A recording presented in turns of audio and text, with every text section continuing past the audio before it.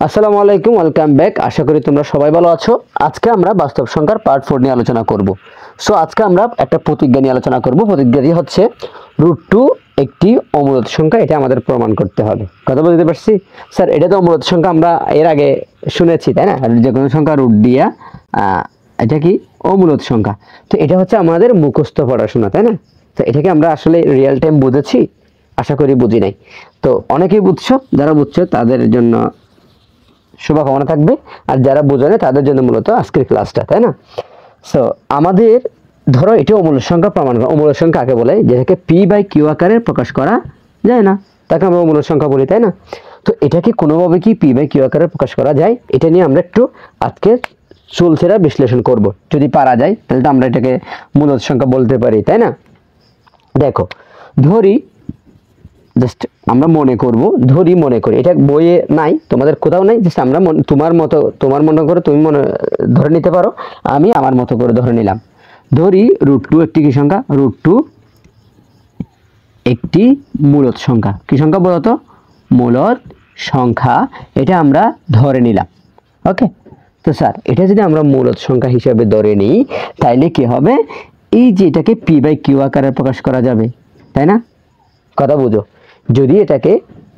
যদি আমরা এটাকে মূলত সংখ্যা হিসেবে ধরে নিই, তাহলে মূলত সংখ্যা কাকে বলে? যেটাকে p/q আকারে প্রকাশ করা যায়, অর্থাৎ লব এবং হর আকারে প্রকাশ করা যায়। এই যে p/q আকারে আমরা এর আগে পড়ছি, উপরেরটা লব, এটাকে কি নিচেরটা হর, এবং লব আর হর আকারে এই সংখ্যাটাকে প্রকাশ করা যাবে। এটা আমরা যেহেতু মনে করছি এটা মূলত সংখ্যা, সেহেতু এটা পারা যাবে। তার মানে কি? তার মানে হচ্ছে এই যে এটাকে যদি তুমি √2 = p/q এভাবে প্রকাশ করতে পারতেছো। কথাই বুঝছো? তো যদি এটাকে আমরা প্রকাশ করতে পারি, এখন আমরা এটা কি করবো? একটু বর্গ করে দিব। বর্গ করলে কি হবে? এটাকে যদি বর্গ করি, এটাও যদি বর্গ করি, তাহলে কি হচ্ছে? 2 = p²/q²। কথা কি বুঝতে পারছি? হ্যাঁ, আশা করি বুঝেছো।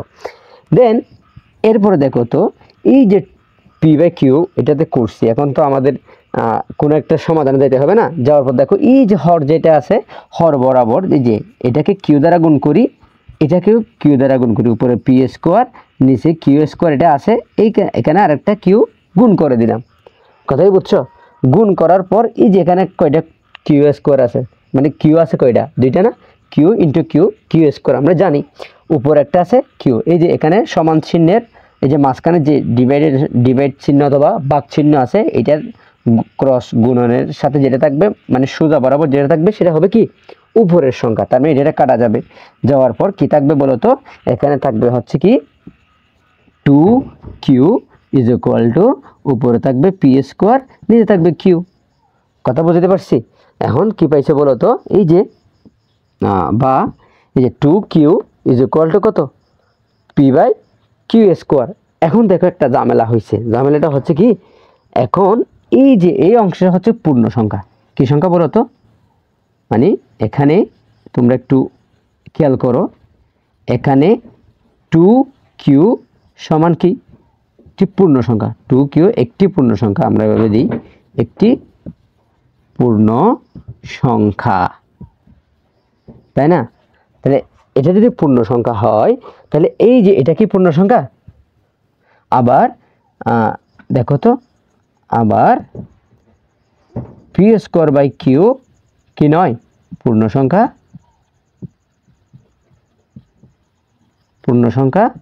নয়। কথা বুঝছো? তাহলে এখানে কি এই যে 2q একটি পূর্ণ সংখ্যা। পূর্ণ সংখ্যা মানে কি? যেটাকে ভাঙা নয়, অখণ্ড সংখ্যা। এবং আবার এই যে p²/q, এটা হচ্ছে একটা কি সংখ্যা? পূর্ণ সংখ্যা। সরি, এটা হচ্ছে পূর্ণ সংখ্যা নয়। এখন আমাদের কি করতে হবে? যেহেতু পূর্ণ সংখ্যা নয়, এটা কি সমান হইতে পারে? তো তোমরা একটু আমি এখান থেকে লিখি, তোমরা একটু লিখে থাকতে একটু মুছে ফেলো। ওকে, সো এখন দেখো স্যার এটা কিভাবে? তার মানে এটা এই যে 2q সমান নয়, কি নয়? p²/q। এটা কি সমান হইতে পারে স্যার? এখন স্যার আপনি সমান নয় যে এটা কেমনে বুঝলেন? একটু দেখো, ধরো আমরা আপাতত একটা মান ধরে নিই, এটা তোমরা জাস্ট লিখবে না, গণিতের অংশও না, জাস্ট আমি এটা প্রমাণ করার জন্য তোমাকে দিব যে ধরো কিউ ইজ ইকুয়াল টু, এই যে এটা আপাতত এতটুকু এখানে আমি বোঝাই, ধরো কিউ ইজ ইকুয়াল টু ধরো 2, ধরো 2 ধরলে এখন কি হবে 2 × 2 ইজ ইকুয়াল টু উপরে থাকবে কত পি স্কোয়ার, নিচে থাকবে কত এখানে কিউর মান 2 ধরছি যেহেতু 2 থাকবে, তাহলে এখন এটার মান হবে কত 4, এটার মান হবে কত পি স্কোয়ার বাই 2। এখন এই পি এর মান যদি 1ও হয় তাহলে এটা হাফ হচ্ছে, হাফ আর 4 কি সমান হবে? কখনো হবে না। আর যদি ধরো পি এর মান যদি এই যে এখানে ধরো পি এর মান যদি ধরো 2 দিলে 4 হবে, মানে যেহেতু স্কোয়ার আছে সেজন্য 4 হবে, 4 দিলে 4কে 4 দিয়ে ভাগ করলে 2 হয়ে যাবে।